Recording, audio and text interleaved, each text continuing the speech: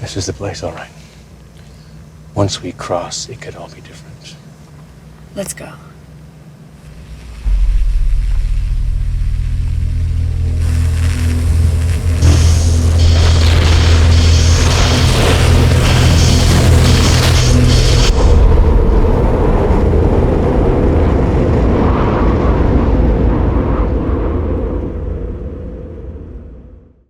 Well, greetings from the alternate dimension where Philip Jeffries comes from.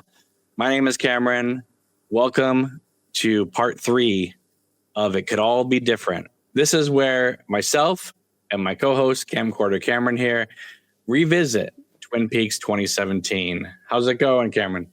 It's going wonderful. You're reporting live from the Black Lodge. When Twin Peaks 2017 premiered, parts 1 and 2 played on Showtime, but if you had the Showtime app, you could then immediately watch parts 3 and 4 on that same night.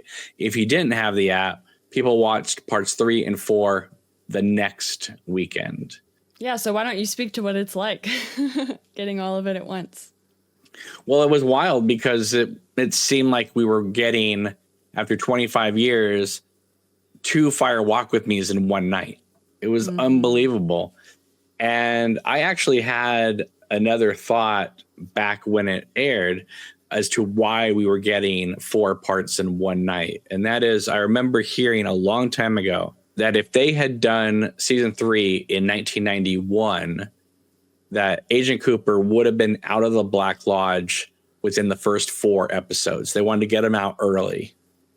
So I thought, oh, well, if they're showing us the first 4 parts, Agent Cooper must get out of the lodge within those 4 parts. And he does, in a sense. So, yeah, but today we are just talking about part 3. And now I know also on the Blu-ray, you can watch parts 3 and 4 together as one film, like parts 1 and 2. But I have never seen it that way. I've only watched it separately because that's how I was introduced to it. Now, parts 1 and 2, I will forever watch as one thing because that's how it was first presented to me as this, 1-2 hour film. For the sake of the podcast, we did split it up, though. Wonderful. And I love what you said about it feeling like 2 Fire Walk With Me's. I can only imagine. And Fire Walk With Me is something we talk about on this podcast a lot. We talk about how there's so many similarities and it kind of ties into that movie a lot. Well, this is the first part where you really get to see the similarities. We're speaking of the ring here, so it's a wonderful episode. So it begins with Cooper continuing to fall through space, and he is picking up some genuine speed here. Yes. Agent Cooper descends through space, and there's these shaky camera effects, and that's the way they show him falling.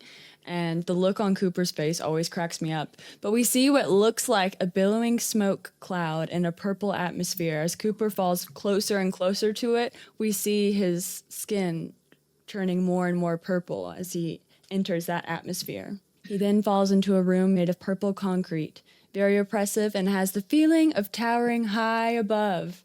He looks upon a black ocean with these arcing purple clouds. The image is very much like something we see out of David Lynch's Dune, when Kyle MacLachlan's dad, played by Jürgen Prochnow, who played the first woodsman in Fire Walk With Me, stands on the veranda looking out into the ocean, and it's almost the exact shot. So it's a lot of Twin Peaks 2017, to me, feels like a summation work where David Lynch is kind of revisiting a lot of imagery from his old films. Yeah, absolutely. As well as obviously producing new visuals for us to be in awe of. Now, we are getting into spoilers territory here because we are talking about 2017 as a whole. Some people thought that where Cooper lands is the fireman's castle, and it's not. It's Judy's castle. She has one castle, the fireman has another, and there's an ocean between them. And the ocean is what David Lynch has always referred to as the unified field, where all the thoughts that someone may come up with is there. Hence his little book he wrote called Catching the Big Fish. Yes, there is so many things that they do with the editing to give you clues about what world he's in or what realm he's in. And while I'm not going to for sure say that this is absolutely Judy's castle, I do see the evidence that says that it is Judy's castle.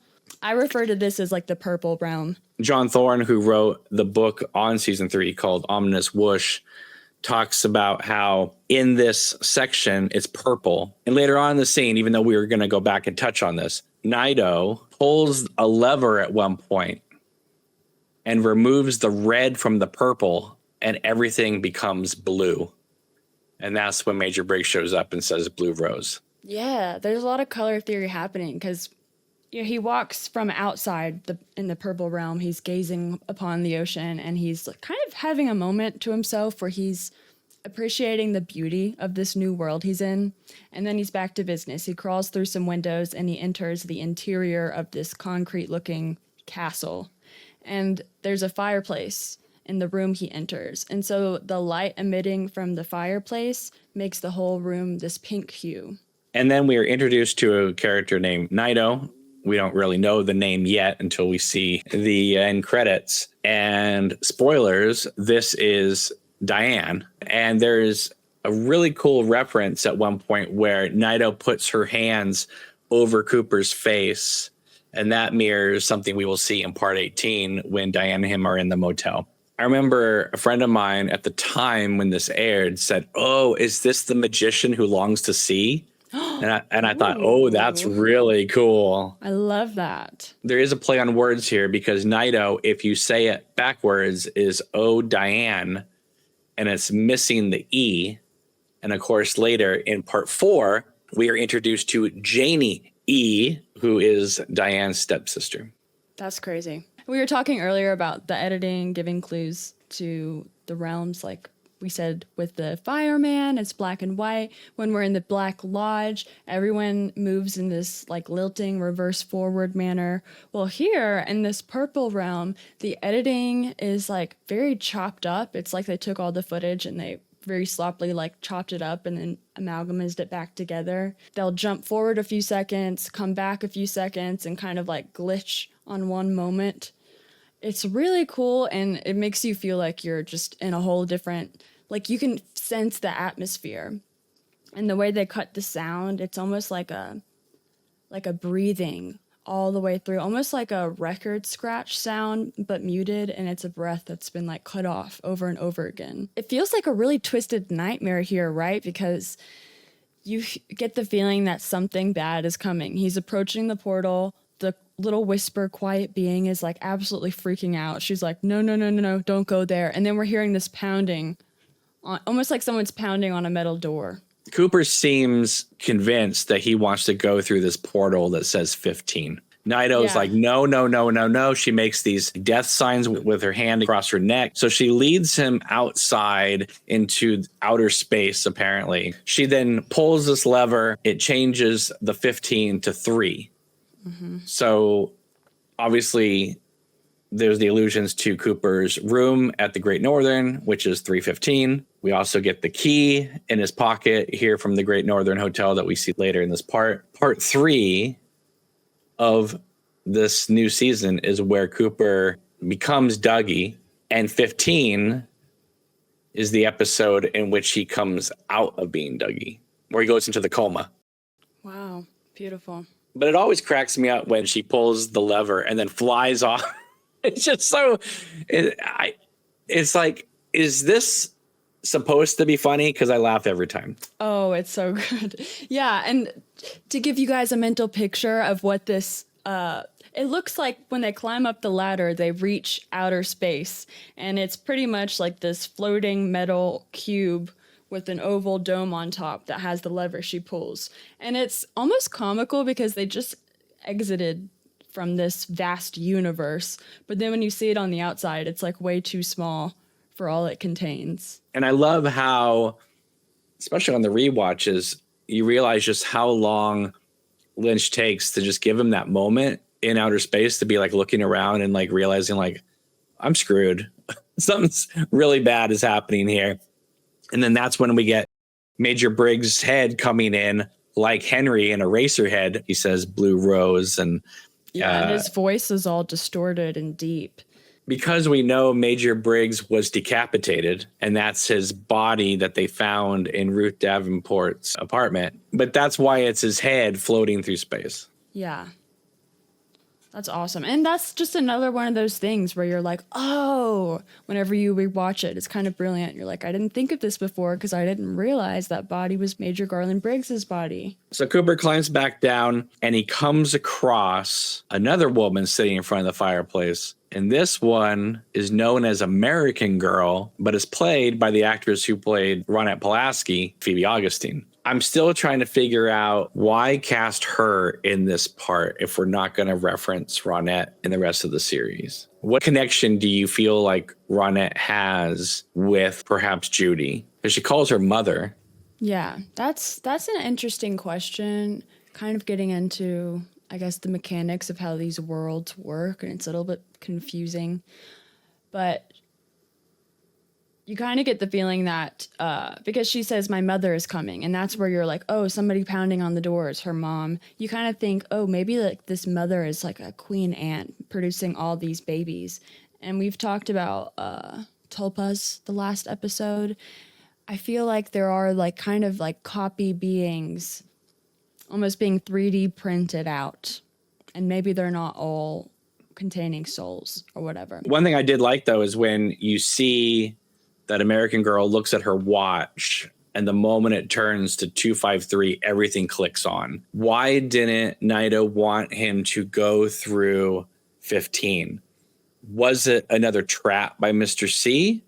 Or was it there are no shortcuts in life? So she's saying, Cooper, no, you have to go through the whole journey. You can't just jump to part 15 and come out of the coma. You can't just jump ahead. You have to go through the whole process. Yeah, whenever you see the number 253 and then like the machinery on the wall that now reads 3 and it kicks on, you're like, oh, it's she wasn't maybe afraid. She was just like, it's not your time yet.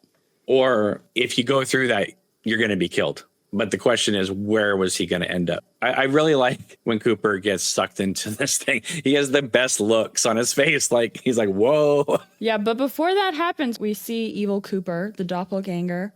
Yes. Mr. C, he's driving on a desert road and he begins to look woozy. It looks like he's getting motion sickness or something. But then we see the electrical socket in the car starts kind of like making this electric sound. And so you're like, oh, telltale sign of the Black Lodge. And then we cut back to Agent Cooper approaching this fuse box on the wall. And the woman says, when you get there, you will already be there. Which is a fun line. I love that. When Mr. C is talking to Daria, he says, tomorrow I'm supposed to be sucked back into the Black Lodge. Yeah, in the previous part. Right. But I have figured out a way around that. And the way around that is he created this Dougie Tulpa. So when the time comes, the Dougie Tulpa would be sent to the Black Lodge, not Mr. C, because Mr. C would kind of fight against the pull. And because Dougie wouldn't be strong enough to resist it, he would be the one sucked through. So Mr. C will not be condemned to a life back into the Black Lodge. He will be free on Earth. And he's been trying to capture Cooper or stop Cooper from preventing this from happening. When Dougie gets sent into the Lodge, the other Cooper comes out. So now there are 2 Coopers in this world. So I want to make it very clear that Cooper does not become Dougie. Because people like to say, oh, there's Cooper and then there's Dougie and there's Mr. C. He doesn't become Dougie. He's Cooper the entire time. It's just people refer to him as Dougie because he took the place of the Tulpa. Cooper is being drawn towards the fuse box, and as he walks towards it, he seems to be interrupted by an electronic force field that zaps him. It's like he can't quite like walk into it the way he wants to. He's kind of stopped by this invisible electric fence. And then as he starts to transform through this fuse box, he's kind of like glitching and floating in this smoke, and he's taken inside this mechanism similarly to the way a log goes through a shredder. He's completely horizontal and his body is being fed through this super tiny opening, almost like putting a CD in the CD player that gets it up. and his shoes are left behind. I always think that's interesting that his shoes fall out, but the rest of his body, including his suit, goes through the portal. Isn't there something about like electricity won't penetrate through shoes if you're grounded? I thought there was something about that as well. They So the have rubber shoes, soles. yeah, so the shoes couldn't go through. Comes back to the Wizard of Oz, right? With the ruby slippers being left behind and all that. Yeah, and meanwhile, while Cooper's getting sucked into this portal, the doppelganger, he is really like kind of fading in and out of consciousness, and he wrecks bad. The car somersaults like 3 different times before it lands, and he looks messed up. But he starts to like react, and you're like, oh my gosh, he's hurt badly. No, he's like vomiting, and he's trying to keep the vomit from coming by putting his hand over his mouth. But what is he vomiting? It is cream corn and engine oil. Then if you guys remember from the last episode, when he's at the diner, he eats creamed corn at the diner. It's coming right back up, and the cigarette lighter is still zapping in his car, and the red drapes start fading in, almost like, we're ready for you, Bob. We're ready for you to return home. Now, I love this part because this shows that you do not have to be at Glastonbury Grove to enter the lodge, that the lodge entry points could be anywhere. Or it could be even like anywhere its beings are. That kind of like, maybe they're a beacon to call it. So then we cut to a suburban housing development in the desert, Rancho Rosa, and the 2 R's on the sign for the development are encircled, making you think of the Double R Diner. I just noticed that this time because I paused it because I was like, wait, what was that called? And then I noticed the 2 R's were encircled, and I was like, ooh, all these clues you put together when you rewatch it. It's beautiful. And of course, Rancho Rosa is the name of the production company. I didn't put that together. Yeah, so inside a house for sale, Dougie is with a sex worker who notices something's wrong with his arm. Just like Laura's left arm was numb. Also in Fire Walk With Me, they talk about Teresa Banks. You'll not believe this. Her arm went completely dead. So there is a connection between the numb arms and the lodge. Yeah, he says it, he's like, oh, it's just tingly. But then we notice what's happening on that limp arm. The ring is on that finger. We will find out later in this season that those who wear the ring go directly to the Black Lodge, which is why in Fire Walk With Me, Cooper was saying, Laura, don't take the ring. But when Laura died, that's why she went to the Black Lodge.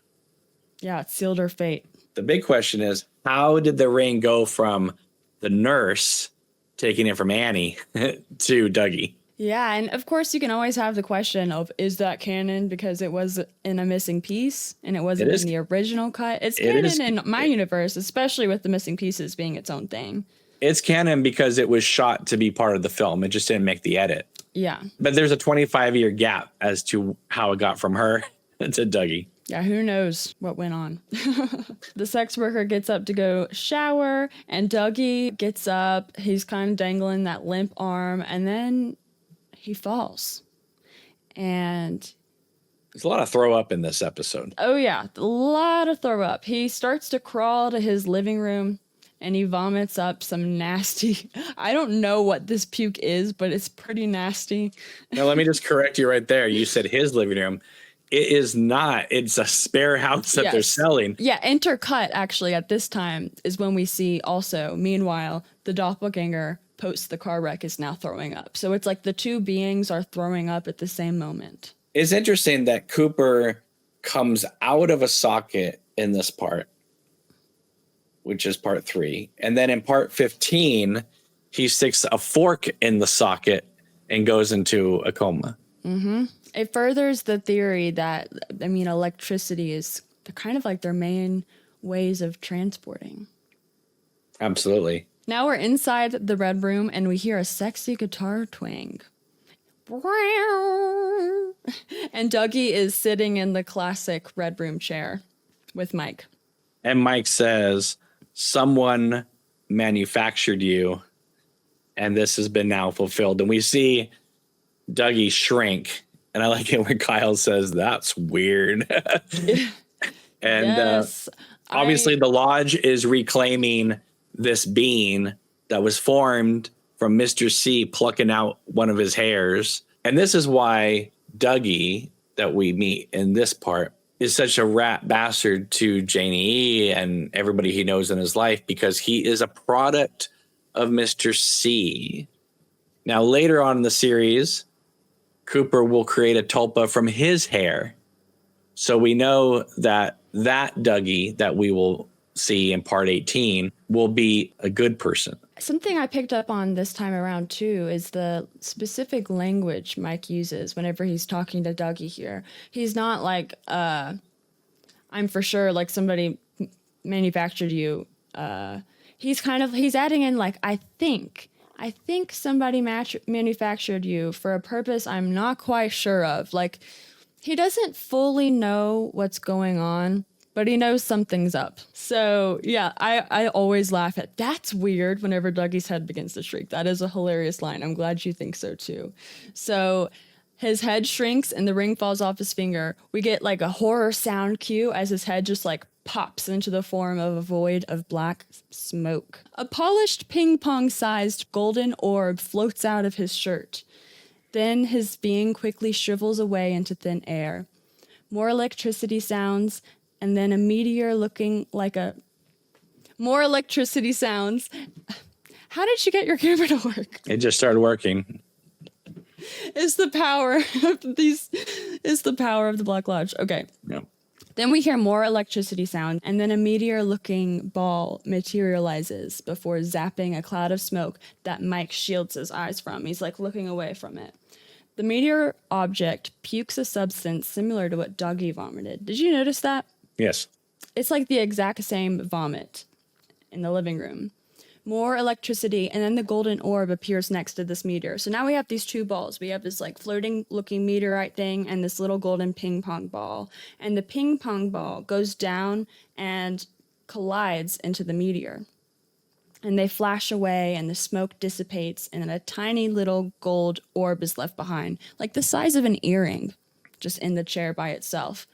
I wanted to describe in detail that scene because it's jaw-dropping. Like, it's just incredible, gorgeous imagery, and it happens so fast. Like, I want to watch it on slow-mo. You'll also notice that whoever is watching over Cooper at this moment is very considerate because he lands just next to the vomit, not on the vomit. Oh, yeah. The stinking vomit. It's so funny because, like, there's a loud sound whenever Dougie, the real Dougie, whenever he kind of like disappears and his lady friend in the shower is like, what was that? We'll see that again when the Diane tulpa gets thrown out of the room too. Mm-hmm. And that is something that we talked about on our previous part where we said that Bill Hastings' wife, Phyllis, that's the main reasoning why she's not a tulpa is because when Mr. C killed her, her body didn't fly away. Mm. So Jay comes out of the bathroom. Mm-hmm. It's just like, wow, Dougie, you look so put together. Yeah. And this is so genius the way they filmed it because like her acting, it's not bad, but it's not really great either. And the way they recorded the sound, it has a lot of reverb in her voice. So it kind of gives it the feeling of like a bad porno movie. Whenever she's like, OMG, Dougie, what the heck? Where'd you get that haircut? Now, Lynch and Frost, we might not be dealing with pine weasels and little Nicky, but we are going to be dealing with Cooper being fried from going through this contraption. He's just in some other headspace. And so people are going to have to watch over him through the duration of the series. Yeah, but the charm about Agent Cooper as Dougie is that, despite him being a little bit slow and having odd characteristics, he has an undeniable swagger. And if you pay attention to it, it's hilarious. Every single person that comes in contact with him, like, kind of loves him a little bit. And I do think it's hilarious how she just finds him incapacitated on the floor and she's like, wow, you look good. Until she smells the vom. And right. If you've ever seen Wild at Heart, I feel like the vomit humor here is so classic David Lynch humor. Because when Lula throws up in Big Tuna, Texas, Sailor and her never even clean it up. They just leave it there. But every character is like, oh my God, it reeks in here. We have this comical moment where she reminds Cooper now is Dougie to get his shoes, and he follows her into the house. And this all culminates in the now classic line of, "You want Jade to give you 2 rides?" Yeah, I have to give you 2 rides now. And I love Jade. She's got on the cutest pink boots, the exact shade purse, and matching lipstick. She looks good.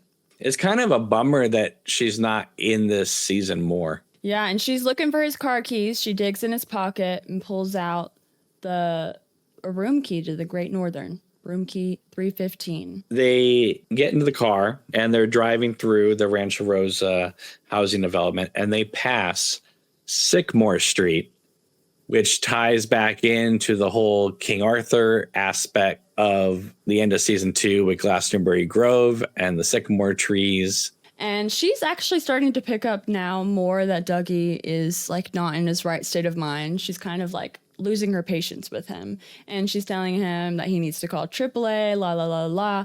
Dougie drops the key to the Great Northern, and as he bends down to pick it up, he inadvertently misses being sniped by one of the Goonies, like looking through the scope of his sniper to see if he can get Dougie in the car.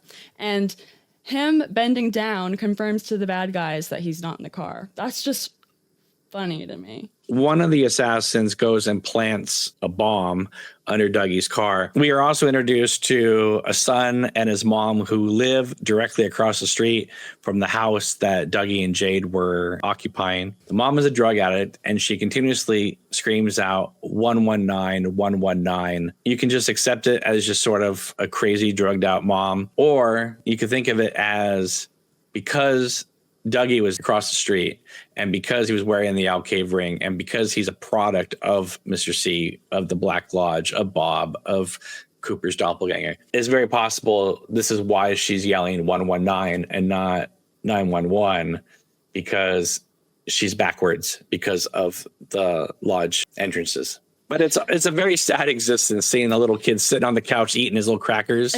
I know. I wrote something out. I just wanted to read it because I wanted to get your thoughts on this. Like, we see the boy watching through his home window across the street, and it seems at first that this scene is being played for laughs. It seems like maybe the intention is to be funny because she's like calling out 119, and the kid's off doing his own thing, but then the camera just holds on the mother. We're just watching her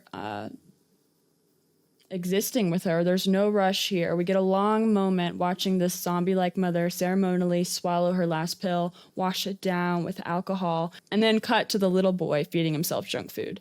And that feeling of this being played for laughs, like, very quickly evaporates. It's, like, sobering.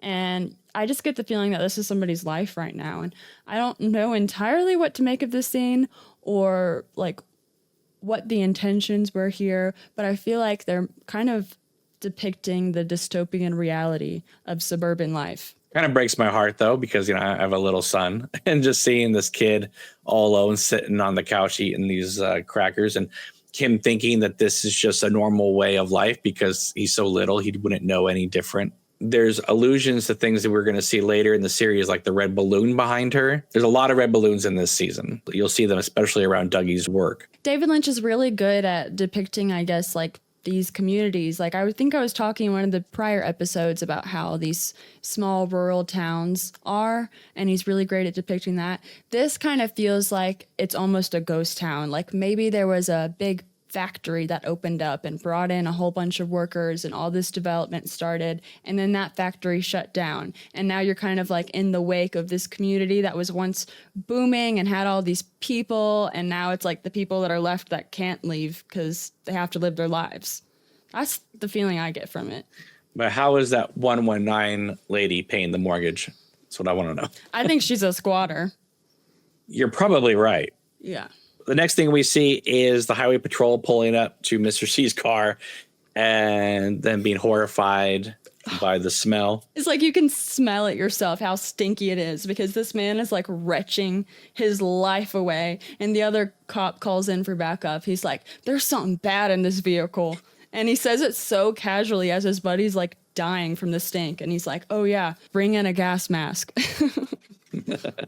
Well, considering what we saw coming out of Mr. C, we kind of figured that out, right? That's some stinky vom. Then we cut to the Twin Peaks Sheriff's Department, in which we see Hawk putting up a sign, "Donut Disturb." I love which is great. I wrote that down too. I was like, we have to mention the donut disturb.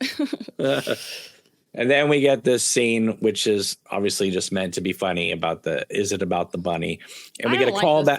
How do you feel about it? We get the call back to Diane. I'm holding in my hand a small box of chocolate bunnies. That message the log gave him. So they're going through the files and Lucy's like, what's missing? The bunny I ate is the thing that's missing. And then she's like, Hawk, does this have to do with your heritage? Like, do you think indigenous people use chocolate to help gas? Because that's why she ate the chocolate. It is funny, but I don't know. Like, it just, in the context, I guess, the greater context of the episode, I'm like, what are we doing here, people? All right. Then it cuts to Jacoby spray painting the shovels. And what I wrote down is David Lynch certainly loves to show us process. Oh, yeah. I could totally see David Lynch doing this on a Saturday. He's built this whole mechanism Jacoby has to rotate his shovels. He like pushes on these like sewing pedals and it rotates the shovels. It can bring them in, and he even has this whole drying mechanism so he can do a whole roll of shovels at once. And the camera is kind of like panning all up on this invention he's made. It makes me think of the silent drape runners in the original Twin Peaks. Like everybody's kind of got creative like handiwork to them in Twin Peaks. Well, this will later connect Jacoby with Nadine because they will have a little moment together in this season. So the fact that you mentioned the draping runners, it makes sense. The show creates such a spell about itself that you're just like watching everything in awe. And again, on a rewatch, because we know what he's doing with these shovels, like the whole scene just becomes funnier. Like you said, the whole thing is building towards this joke. So it's kind of funny that Lynch is shooting this so intently that you're thinking to yourself, like, how are these shovels going to play into the rescue of Agent Cooper or something like that? It's because it's filmed with such conviction. Yeah. Okay, so Jade takes Cooper to the Silver Mustang Casino, which will be kind of a prominent location in this season.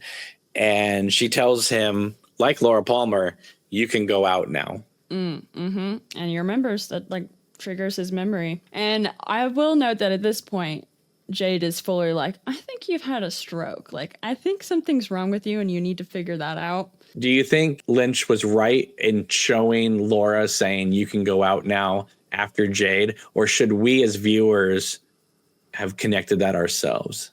I love that question. Yeah, usually I'm on like the latter. Like usually that's how I feel about it, especially because this happened so recently with Laura telling him this. But I think it's necessary because it shows to us that Cooper as Dougie remembers, because he doesn't remember a lot. Like he doesn't really know where he is right now, but he remembers that. It's a great point. I love watching Dougie trying to get into the casino. Yeah, because it's got a revolving door. And I've never seen one that spins like that. It knocks him by the feet, then it knocks him in the head, then it knocks him in the back. Yeah. It's really clever comic timing. Yep. And so he does what he's told, like a good boy. He goes up to a guard inside and he's like, call for help. He directs him to the coin station. At the coin station is a very beautiful Meg Foster. I love her. And I can't believe she plays just a random coin attendant here. And she's so sweet to him. She helps him get his coins. And as he walks off, she clutches her chest in a bless his heart kind of way. As they were filming, Twin Peaks Productions issued out a cast list for this season, and it was filled with so many people. And then we find out that a lot of these people are just in 1 or 2 line parts. Mm-hmm. Because you're thinking, oh, Meg Foster, you know, they're going to give her like a prominent thing or something like that. And it's just kind of the cashier at the casino. She has that supernatural look to her. I'm surprised they didn't have her as like a lodge person or some kind of mystical being. Yeah, I could have seen her play the bosomy lady at the motel later on, or Beulah. I was surprised that we're dealing with coin machines here. Yeah, I'm not hip to the casino Yeah, well, I don't you know know, what they use. well, back in early to mid 2000s, you would get buckets for your coins.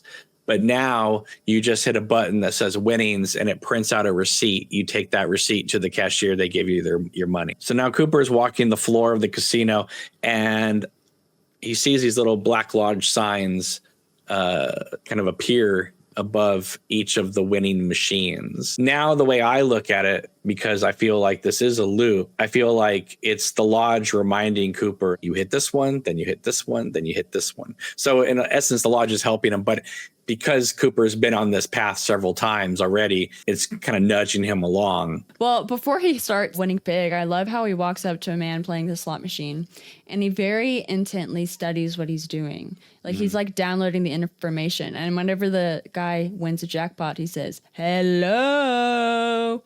So then Dougie's like, okay, this is what I'm supposed to do. Every time I win, I say hello. And that's just I will never get sick of that joke. It's funny to me every single time. And yeah, like the floating little Black Lodge stuff above the slot machines, it looks kind of like a little like gnome nymph fairy, the way it floats there. And you get a little peep of the curtain and the chevron floors. But that old lady is jealous.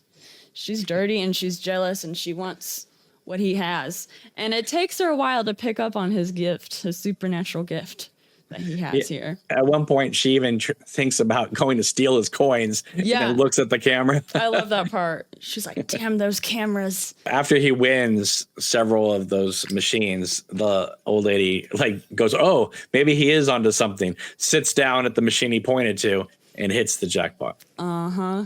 I love how wholesome this scene is. But the way it comes back later on in the season at the restaurant, it reminds me a lot of The Straight Story about, just about being so kind to others will bring kindness back to you. Yes, and that's what I always interpreted it as, because Cooper is like a good being. He attracts good luck.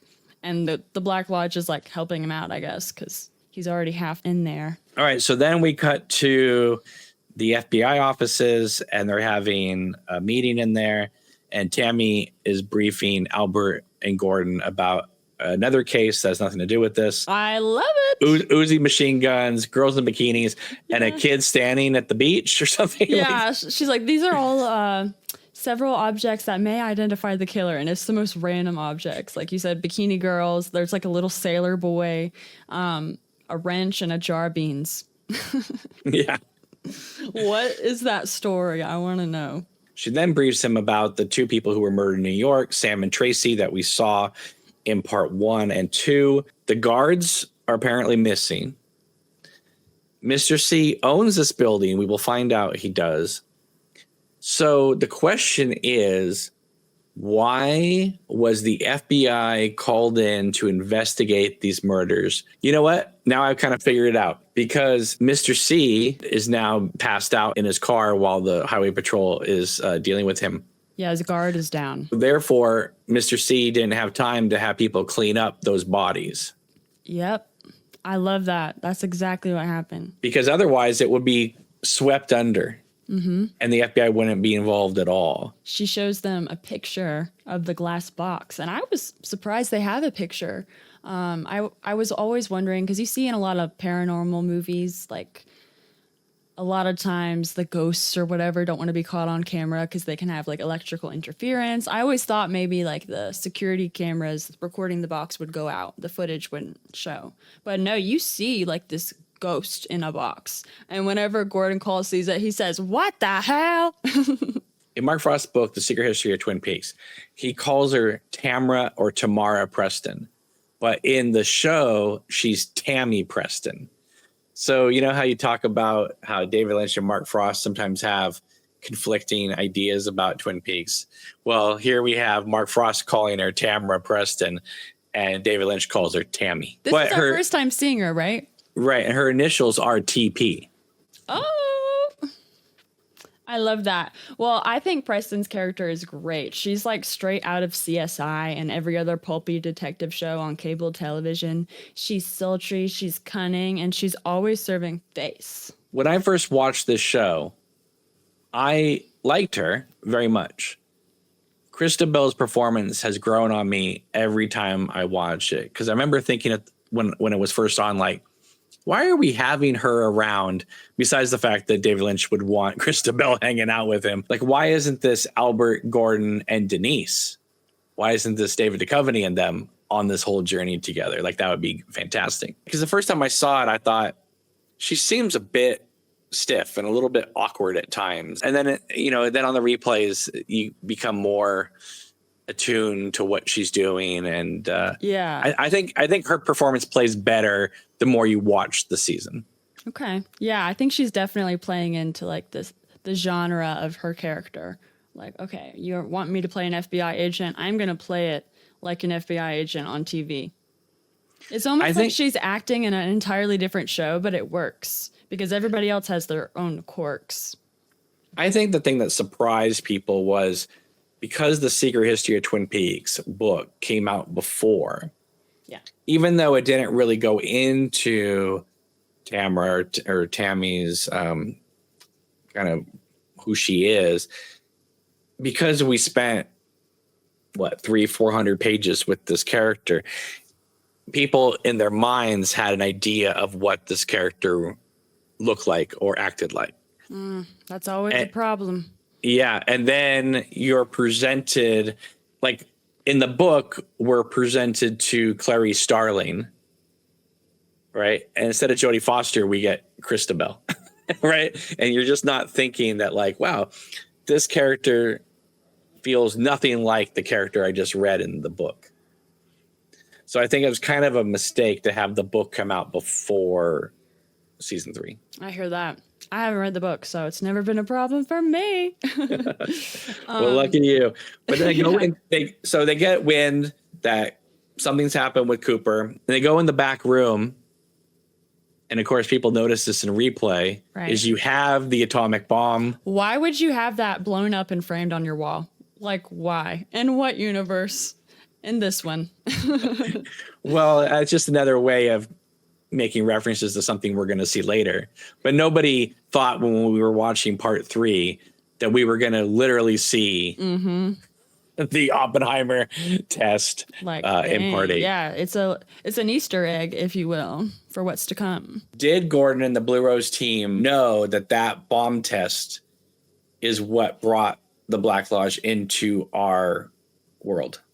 I'd like to think they know because it just seems too coincidental for him to like be really into the atomic bomb. I agree. But he's on the phone and they schedule a meeting the next day at 9 in South Dakota at this place called Black Hills. And Albert is once again, being old grumpy Albert. He's like, oh, joy, I got to travel on a whim. There's a line where he's talking to Gordon Cole. Cole completely mishears what he's saying and responds unrelated, responds to what he thinks he hears. And this is another classic tenet of David Lynch humor. If you've ever watched the short film The Cowboy, this is the recurring joke in that. And I love to see it in a different font in The Return. So then we go from this moment to the Roadhouse, and we don't get any of these booth scenes yet, but we just see the Cactus Blossoms playing a song called Mississippi, and the credits roll. And this part is dedicated to Don S. Davis, who, of course, plays Major Briggs, and Miguel Ferrer, because he passed away after they shot this season. Yeah. Rainy night at the Roadhouse. The boy group, they all have this country-esque 50s feel with the way that they're dressed. And it's certainly not my kind of music, but the crowd loves it. They're all slow dancing. Of course, David Lynch would choose this song. It just feels like something he would be in his workshop grooving to.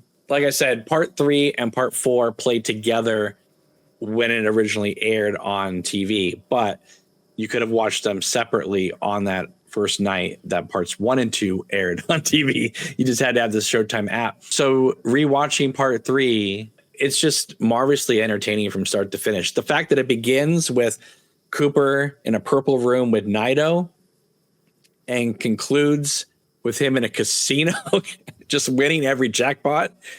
This is an insane, wild show that has got a lot of humor, a lot of heart, a lot of just crazy moments. And yet, because Mark Frost and David Lynch are writing this, and because David Lynch is directing it, you feel like you're in good hands. And so even though things may be confusing, at the same time, though, it feels like we are being told a story with very, very little interference besides just the day-to-day production of how to make a film.